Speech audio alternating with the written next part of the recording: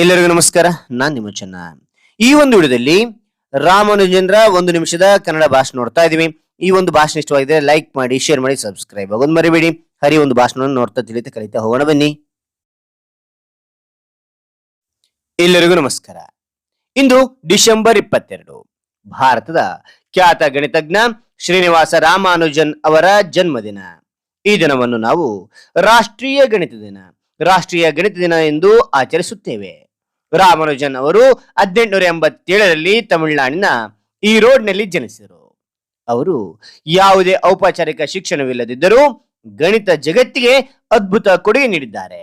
ಅವರ ಸಂಖ್ಯೆಗಳ ಮೇಲಿನ ಜ್ಞಾನ ಮತ್ತು ಸಂಶೋಧನೆಗಳು ಇಂದಿಗೂ ಜಗತ್ತನ್ನೇ ಬೆರಗುಗೊಳಿಸುತ್ತವೆ.